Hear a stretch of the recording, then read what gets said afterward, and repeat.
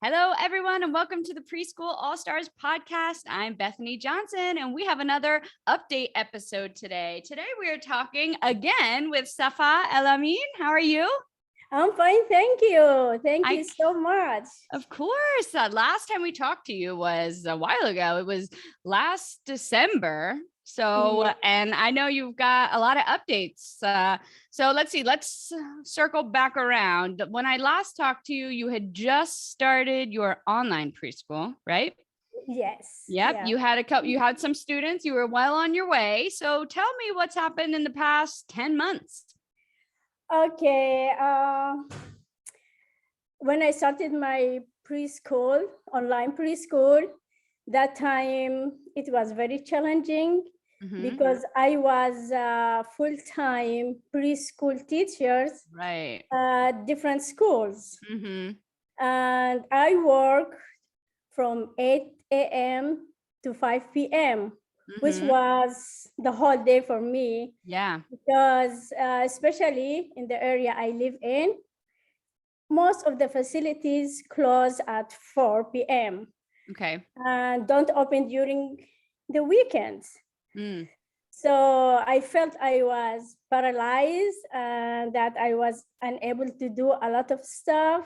And also working with the children is not an easy task. Yeah. You have to be prepared, and we learned a lot. So it's not just playing and goofing around. No, Right. it's playing and I come home very exhausted. Yep. And I don't enjoy my life. I don't enjoy my family. And I was not happy with that, but Yeah. I had no choice. So until my online school grew very fast. So you started your online school while you were still teaching, right?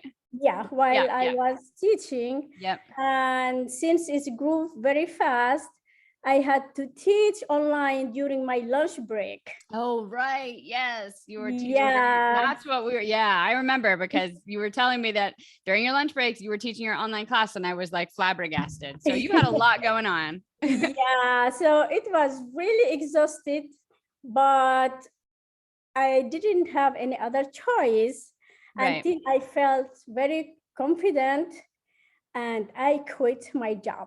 Yes. So after I quit my job, I had plenty of time to prepare more for my online preschool. I did more, now I'm doing more classes. Nice. And I hired 4 teachers to help me. Oh my God. Yeah. Oh, wow. Yeah. Okay. So we got a lot to talk about.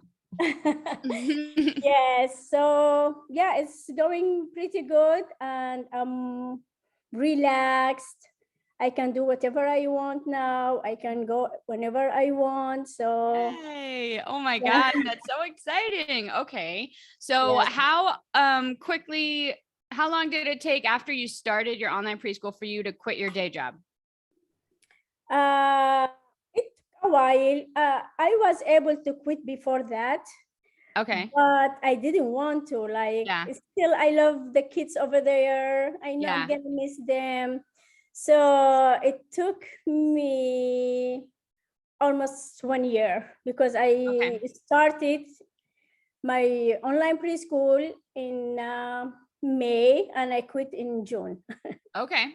It's almost a year. Yeah. Okay. So you quit in June. So tell me about your school now. You have 4 teachers now? Yeah, I have 4 teachers. And how many classes and how many students? I don't teach only preschool, but I have Quran classes, Arabic classes, Islamic study classes. So like for Quran, I have 1 teacher, but she has 2 classes. Okay. And how many kids are in each class? Around 10. Okay. Yeah. And I feel 10 is a good amount. So especially when there is a discussion, you need to have time for everyone. Yeah, totally. So some classes, I have only 6, 7 students, and that's more than enough. Then I opened another class. Okay. And how old are the kids in that class? I have kids from 3 to 10. Wow. Yeah. Cool. But I divided them, like I have classes from 3 to 5. Okay. And classes from 6 to 10. Okay. Yeah. And those ages are working well? Very well. They're almost the same level, on the same level. Okay. So it's working perfectly. Yeah. Cool. So you have one teacher that teaches that Quran class. Yeah. And how often is that class? Is that twice a week, 4 days a week? Yeah. Every class is twice a week. Okay. But like in Quran, the teacher teaches 2 classes, which is 4 classes a week. Okay. Yep. And are they half-hour classes? They have what? Are they half an hour or 45 minutes, an hour? No, it's 1 hour. Okay, cool. Yeah, so you whole 1 hour. And also, I have 2 teachers to teach Arabic. Nice. Okay. Yeah, each class has around 10 students. Awesome. Yeah, and I have Islamic studies. Okay. I have, we already started one class with one teacher, and I'm so excited. We're gonna start another class in October, beginning of October, for the little ones. Wow, so you're just making classes left and right. How and so are you teaching any of the classes anymore, or are you just managing? No, I teach the preschool. Oh, okay, cool. So you still got the preschoolers. And how many preschool classes do you have? Only one, one. And actually, when school opened, so it was challenging for me to find new students. It wasn't easy because like parents felt like they want to take their kids back to school. Right. Yeah. So now I have 6 students, and I have one child. He's gonna turn 3 years end of this month, and he's gonna join us next month. Cool. So we're gonna be 7. Yeah. Awesome. So how many kids do you have total right now in all of your classes, would you say? All classes around maybe 55. Wow. So last time I talked to you, there was only, goodness, around 30 maybe. Yeah. So you're growing a lot. And how has it been finding teachers? How have you found them? And how is it being the boss of teachers?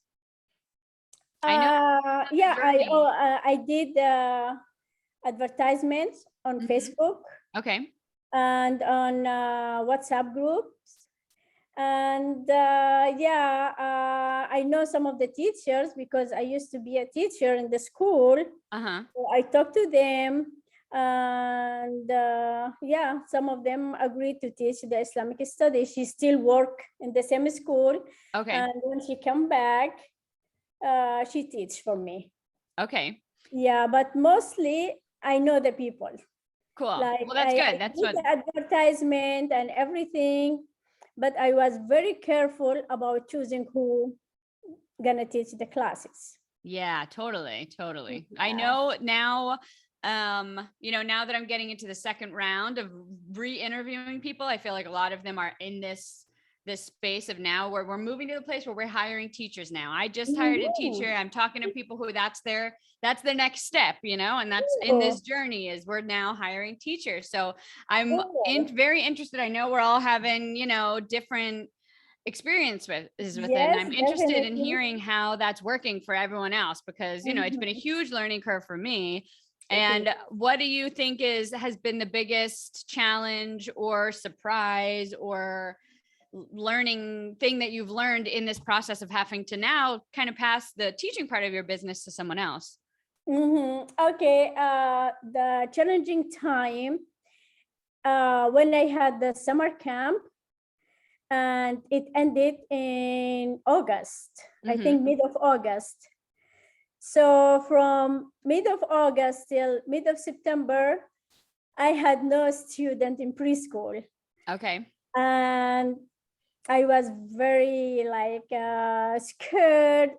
I don't want to quit. I don't want to stop what I was doing.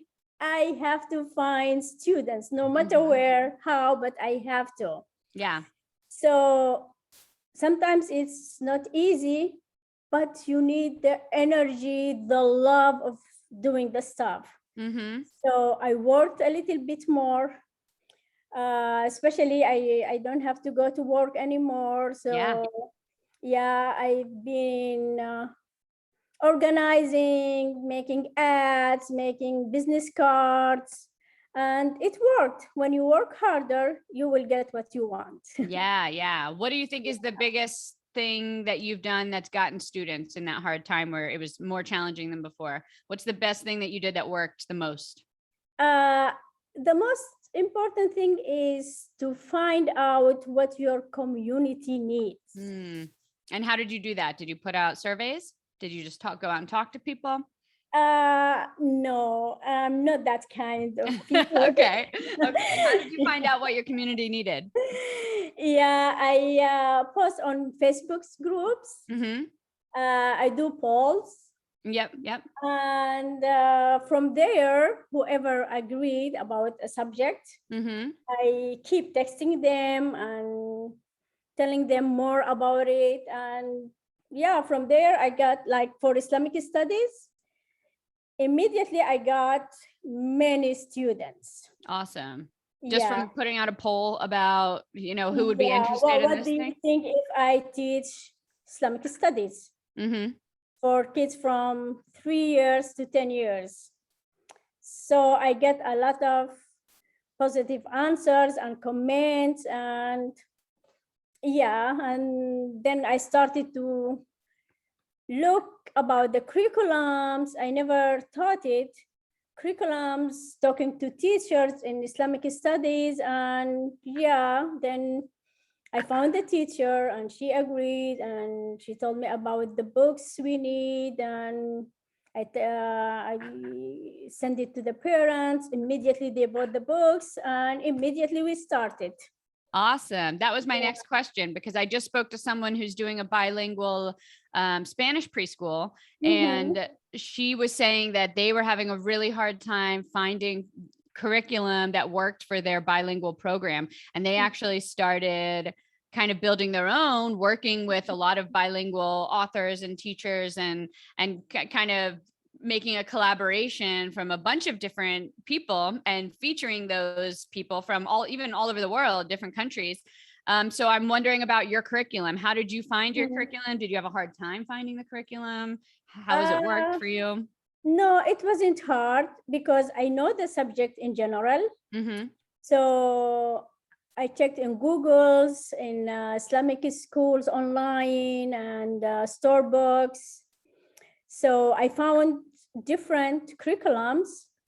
And when I talked to the teacher, she told me, I teach this curriculum and it's being very good. And I checked the reviews. It was perfect. And good. Okay. So you were able to find one that worked for you pretty well for all of your classes. Is that kind of how you did it? Yeah. Okay.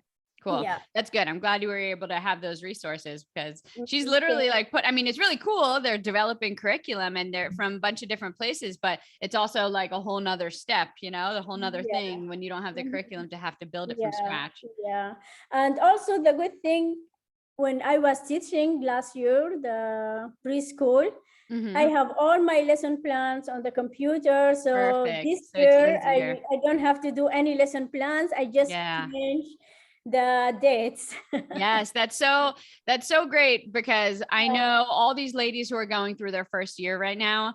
And I try and, because you were doing it last year. There's so much to worry about, and curriculum is a big one. What am I going to teach? How am I going to teach it? And now you're experiencing, going through the second year, you already have that. And if you want to tweak something, you can, but you don't have to go back and redo everything. You already have it planned. So that part of the business is already easier. Like every year you go, it gets easier and easier. And already in your second year, the curriculum aspect is already a lot easier because you already have that worked out. Yeah, definitely. And sometimes I make some changes, depends on the students, what do they like, what they don't like, but the main idea is I have it. Right. Okay. So you have 4 employees now, and how do you have them? Do you have them as employees? Are they private contractors? How have you worked that out? No, they are private employer. Okay. Yeah. So I charge them by hours. Okay. And each month I send them the money. Okay. So very simple, especially I know them, you know. Right, right. Do you ever have like staff meetings or times where you all get on together and collaborate, or because they're all teaching different things, that's not really applicable? No, I just make meeting with the individual ones. Okay. Like if they have a problem, they immediately call me, or if I have an idea, I ask them. And I have WhatsApp group for each subject. I'm on it, the teacher on it, and all the parents. Okay. Is it a Facebook group? No, I found that WhatsApp is WhatsApp. more Okay. easier and convenient for the parents. Okay. So that's like a messaging app, right? Yeah, so it's like a messaging app. Yeah. Perfect. Communication from it. Okay, cool. And are all of your students local, or do you have some that are not local to you? No, I have from everywhere. I have everywhere. Students from Canada, I have from England, I have from Saudi Arabia, I have from Turkey. Cool. Yeah. And you got all of those through Facebook ads? Yeah, that's from Facebook ads. Nice. And I don't know them. Like I just post pictures of what we did last year and about the school, and they love it. Like I put pictures of the experiments we did, like very cool pictures. Cool. Yeah, that's definitely key. Pictures, show them what you're doing. Pictures and videos are awesome. And WhatsApp is a great app for international communication. Yeah, exactly. Perfect. That's great. So you've come a very long way since I talked to you last time. How does it feel to now be just the owner? You got some employees, you only have to teach, that one class, and you got time. What do you think is what's your favorite part about this stage of your business journey? All of it. All of it. The most thing I like is I love traveling. Oh, yeah. And now I have no problem to take a day off or breaks, wait for the breaks. And my kids are growing, everyone in different state.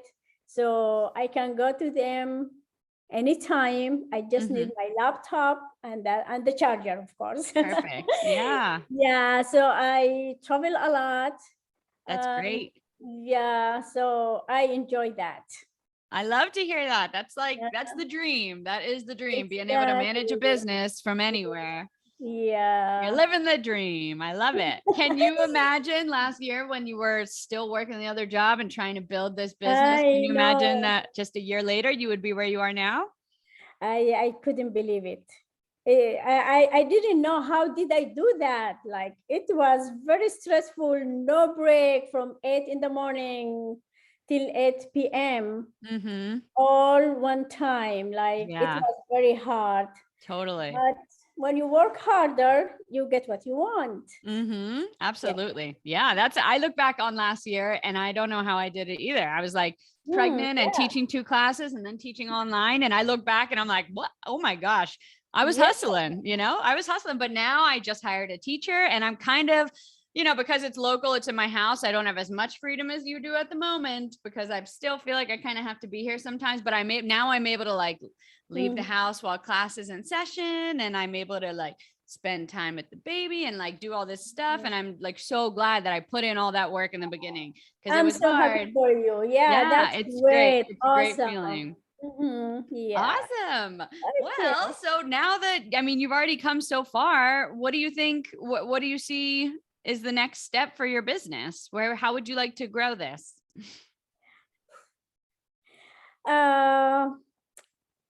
Maybe I need more students. I can open more classes with more teachers. Also, I think about open preschool, but I'm not sure if it is going to be in my home or I'm going to rent some place. Yeah. So this is the next step. Okay. So you're thinking about opening a local preschool. Yeah. Whether it's in your house or out of a building. Okay. Yeah. And would you be the main teacher or would you hire a teacher? I will start with myself. Okay. And then later on, I might hire teachers. But usually I like to start by my own. Like I do the stuff because I love doing it. I love teaching. I love the kids. Yeah. I enjoy it. Now I don't teach a lot of classes just because I want to organize it. Yeah. I want to manage everything. Yeah. Yeah. It's a lot to manage when you got a bunch of different classes, especially a bunch of different teachers teaching a bunch of different classes. Yeah. Definitely. Yeah. And how are you finding, because that's hard for me, is the organizational management, all that. How are you finding that part of the business and stepping away from the classroom a little bit? How is that like, is that easy for you? Is that hard for you?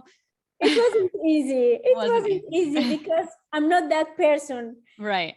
I want to be with the kids. Yeah. I don't like finance, stuff like that. I'm the same way. Yeah. But with the Google Sheets, now I'm able to organize everything. Yeah. So you figured out systems to make it easier for you. Yeah. It's very important to find out the way you can manage everything. Yeah. So now it's way easier. But at the beginning, I was, yeah, totally. That's where I am right now. I'm like, I'm trying to get everything worked out. Yeah. Yeah. It's so interesting. The different like phases of this business that you go through, the first phase is panic phase, how am I going to do it? Am I going to do it? And then you slowly start doing it and your confidence starts building a little bit, but you're working so hard and you're focusing on the classroom and everything you can do in the classroom. And then once you kind of get a little comfortable with that, then you're like, well, it's time for the next step. Okay, I'm going to hire people. And then there's that phase of how do I hire people and how do I lead them and how do I, and then there's the next step of, okay, what's my next step? And okay, I got to get organized. I have to learn all that. I got to learn all the sheets and all that, and it's like, you never stop learning. Never stop learning. And each step is very challenging. Still you need to work a lot on each step, on each phase until you get it. Yeah. Absolutely. Absolutely. I was just listening to Brene Brown. Have you ever heard of her? No. Okay. She does a lot of work on leadership and she has a podcast called Dare to Lead. And she was talking about, because I've been trying to find some resources on how to be a good boss. I want to be the best boss I can be and the best leader. And she was just doing this great episode called Daring Leadership on how being a leader is also being vulnerable. And it's not just about having all the answers. It's about asking the right questions and having your staff feel comfortable to ask you, to ask those hard questions to you and being self-aware enough to keep yourself in check enough to know that your employees are happy and like how many things go into the well-oiled machine of a business. And like the very top of that is the leader and having leadership skills. And a lot of that is just being vulnerable and knowing that like, I'm not perfect and I have a lot to learn and I can learn from these people that are under me. And, and it was just really interesting. I'm plugging Brene Brown right now. She's awesome. But now we're in the leadership phase of this because, we built it ourselves and now we're starting to kind of let go of the reins to other people. And it can be challenging, but it's a new part of the journey. That's really cool. Definitely. Yeah. That's good. And by the way, I learned a lot from you. Oh, thank you. The way you thought. Yeah, I watched, I think like 2 videos for you. You were teaching. Yeah. And I like your ideas. Oh, thank you. Yeah, I learned from you. Oh, I love that. I love to hear that. Thank you so much. That makes me blush. Of course, yeah. Thank you so much. How has I always ask this, how have the Preschool All Stars helped along your journey? Have you tell me about that group and where its place in your life now? Have you felt that you've become a leader, that you've been able to really give advice? Tell me what your place is. Do you feel in it now? Still, this is my favorite group. Still, I'm learning from the group. Yeah. I gave a lot of advices, Mm-hmm. Mm-hmm. and I got a lot of advices from them too. Yeah, yeah. Like I never felt like in the top or I'm the leader. Right, right, I felt right. like we are all the same. Yeah, Everybody yeah. has their own problems, their own Mm-hmm. challenges. And I just post it, and immediately I get the answer, either Yeah. from Joy or her team. Mm-hmm. Mm-hmm. So still, it's my favorite place to go to.